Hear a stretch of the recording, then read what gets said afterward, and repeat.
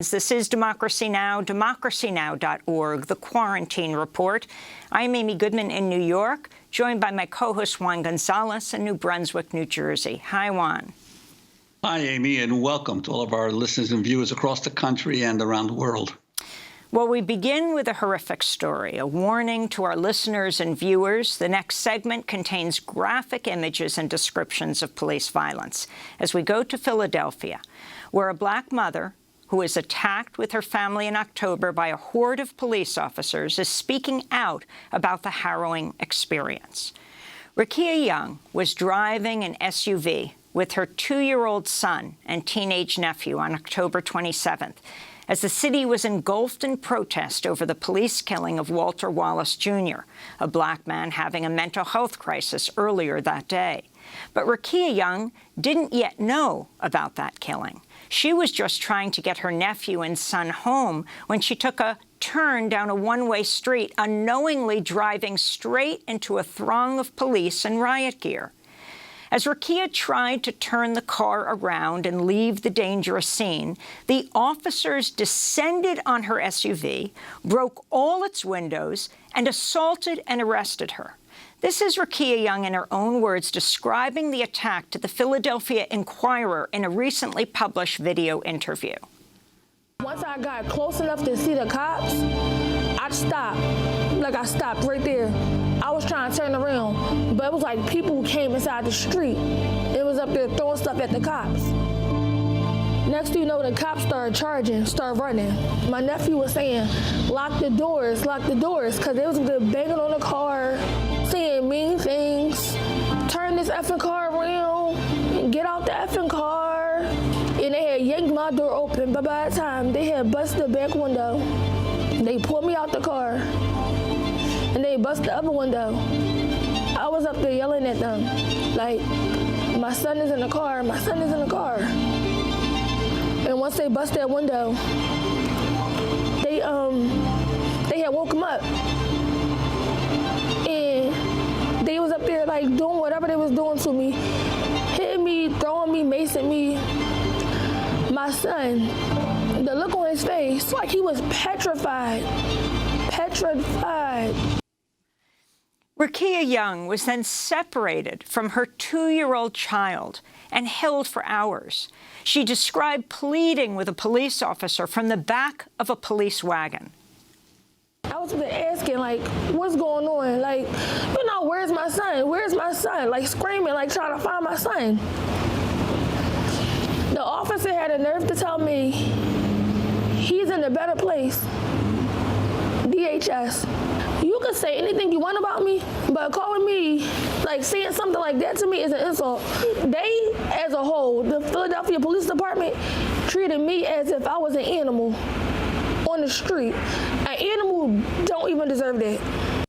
After police assaulted Rakia Young, separated her from her child, a photo was taken of a female officer holding her toddler. The National Fraternal Order of Police, the nation's largest police union, posted the photo on social media, falsely claiming, quote, this child was lost during the violent riots in Philadelphia, wandering around barefoot in an area that was experiencing complete lawlessness. We are the only thing standing between order and anarchy, unquote. The false post racked up thousands of shares before it was deleted amidst an outcry. More than a month after the police attack, Rakia Young is still fighting for justice and demanding the officers involved be fired. She's also trying to help her 2-year-old recover from the physical and emotional trauma of the assault. This is Rakia speaking to the Philadelphia Inquirer. He's petrified, and he's only 2 years old. My mom and my nephew asked him what happened. He was saying, car, door, open door, and up there banging his hand. Like as if, the cops was banging on the car. He just kept repeating it. Like he's still trying to tell the story. Like he acts out, he bite his nails, he pull his hair down. He never did those things before. He's traumatized. He is going through something. He knows words, but he can't express to me how he's feeling. Rakia's little 2-year-old is hard of hearing and wears hearing aids. When the police impounded her SUV, they did not have access to the hearing aids for weeks. Well, for more on this disturbing police assault and what's happened since that night, on October 27th, we go to Philadelphia, where we're joined by Kevin Mincy, Rakia Young's attorney. Kevin, welcome to Democracy Now! Thank you so much for joining us. It is such a horrific story. If you can tell us what the police explanation for this is, what they're doing, and how Rakia is dealing with her child who is so traumatized at this point. Yes, Amy, good morning, and thank you for having me. The police have not offered an explanation as to why they acted the way they did that night. They've responded instead with a police investigation into Rakia. They held her vehicle after losing her vehicle, not knowing where it was for several days, according to what they told us. And when they finally recovered it 3 or 4 days later, none of her belongings were inside. The hearing aids were gone, her purse, her wallet were gone, and the car had even more damage than when she last saw it after they had smashed out all the windows. So the police response has quite frankly been unsatisfactory, disappointing, and really insulting to Miss Young and her son, because Miss Young committed no crimes and had done nothing wrong that night. Well, Kevin Mincy, what do you understand from the police version is the reason why they stopped her in the first place? Clearly, as she was just happened to be driving through the neighborhood. There has been no explanation. The only thing that they've even tried to do is kind of workshop a story where they were going to accuse her of trying to assault a police officer. That was done after they had taken her into custody. When Rakia was in the hospital and being held at police headquarters, on her wristband it says it referenced assault on police. But you can see from the videos that were taken that night that Rakia's car never moved that night. When she came down Chestnut Street and started to turn around, she stopped right there. She didn't back up because there were people behind her. There were people running towards her. She didn't do anything to try and assault an officer. And that's ultimately, I think, why they ultimately chose not to charge her criminally, because they had no evidence to support such a charge. And could you talk about how her family eventually found and were able to locate her child? Sure. Well, fortunately for Rakia, there were 2 young women who were in the back of the paddy wagon with her that night, and one of the women still had her cell phone on her, incredibly. And so Rakia was able to get the young lady to call her sister, and Rakia was able to tell her sister and her mother then what happened out there on 52nd Street that night. And then her mother and her sister went out to 52nd Street to question the police. At first, the police acted as though they didn't know what they were talking about, and eventually they directed Rakia's mother and sister to 15th Street, which is about 4 miles away from where all this happened. And 15th and JFK to be exact, which is near where the Department of Human Services is here in Philadelphia. And when they went down to 15th and JFK, Rakia's mother found her son sitting in the back seat of a police car, still in his car seat. And when she touched his hair, glass fell out of his hair. There was still glass from the car in the car seat. When I met them maybe the next day, I looked at the car seat and the glass was still there, large pieces of glass still in the car seat. The police were just allowing him to sit in that glass. So it's a pretty harrowing experience for him, really traumatic for Rakia to go through, and even for Rakia's mother and sister to kind of witness the aftermath of that. Was it's been a traumatic experience for the entire family. And then explain what happened. How did the Fraternal Order of Police get this picture of a police woman holding her child, acting like they were saving this 2-year-old? It's unclear where they got it from. My understanding is that picture was initially snapped by a photographer who was on the scene that night for a news organization. The FOP, National FOP, then put it on their Facebook page. And what's really troubling is trying to understand where they got the story from, because they either got it from someone in Philadelphia who lied and said that they found this baby wandering on the street, or they made it up completely to support some type of narrative that they were trying to promote, where they just created a story about finding this baby wandering around in the, quote, lawless area of Philadelphia. Either way, they painted Rakia and her family in a false light, exposed her to negative comments on social media and abuse. and it's something that we're going to hold them accountable for. And Kevin, can you talk about the baby's hearing aids? He's hard of hearing. Her car was impounded. She wasn't able to access his hearing aids for weeks?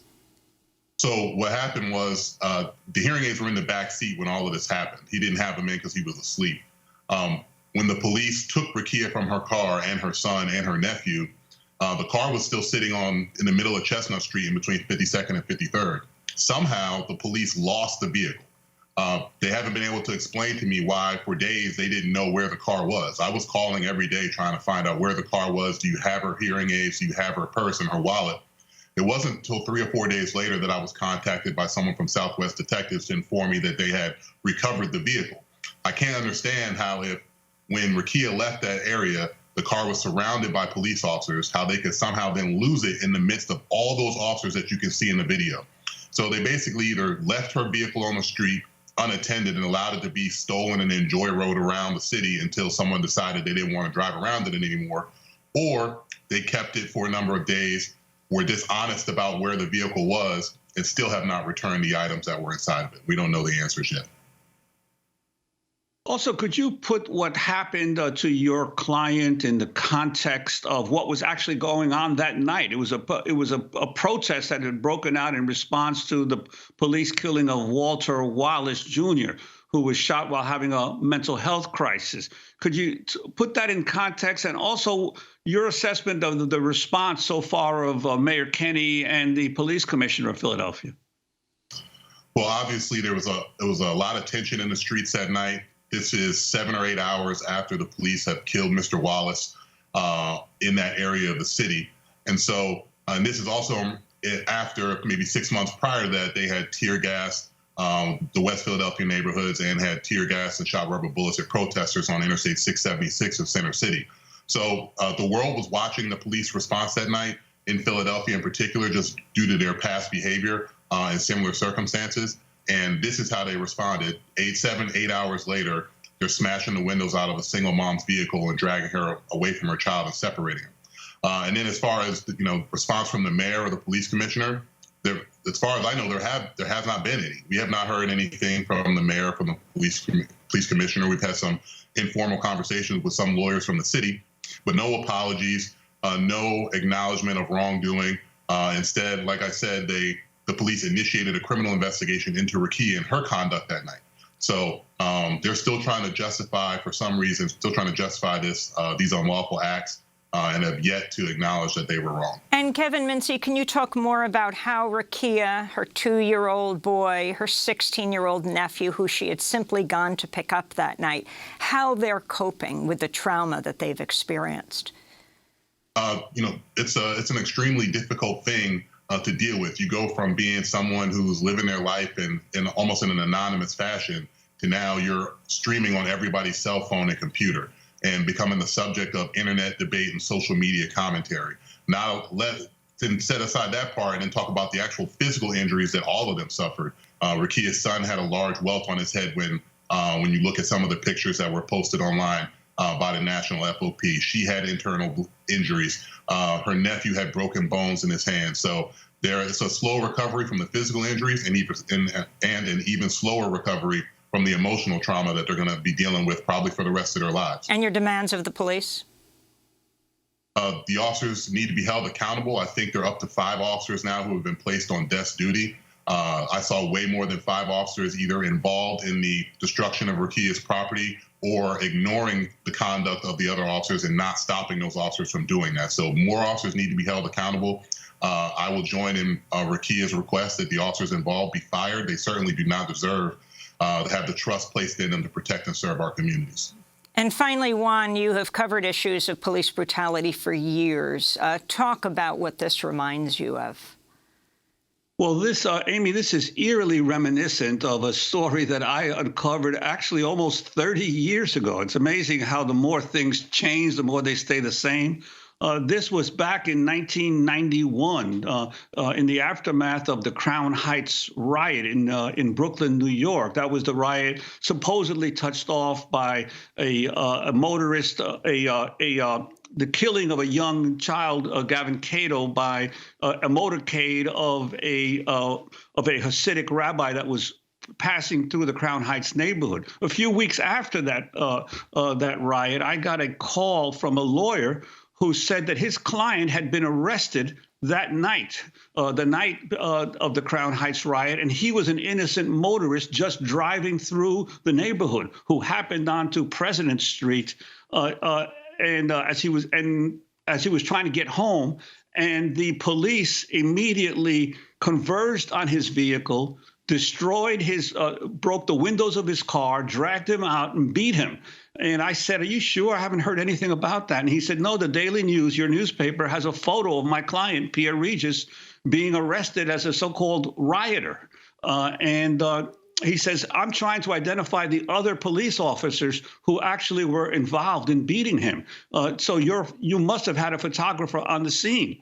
And so I said, "Well, look, I can't give you anything other than what's already published in the paper, but I'll check to see if there are any other photos in our photo library." And sure enough, because this was before smartphone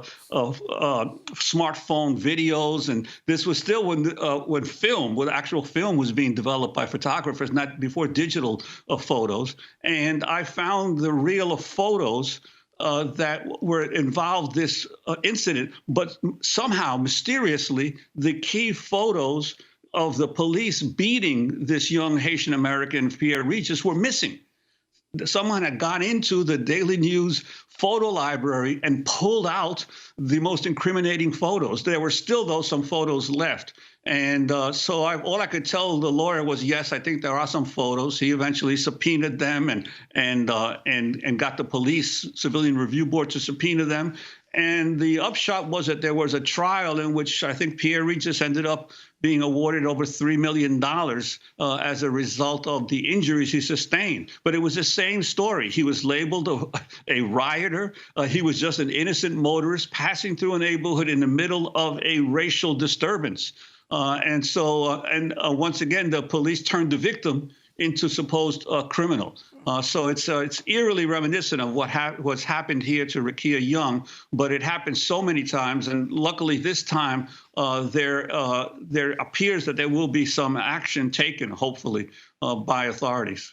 Well, I want to thank Kevin Mincy for joining us, the attorney for Rakia Young, the black mother attacked in October by a horde of Philadelphia police officers, now calling for them to be fired. And, of course, we will continue to cover this.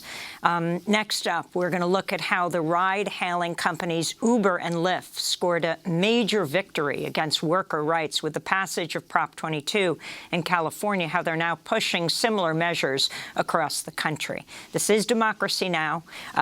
Thank you, Kevin Mincy. We'll be back in a minute.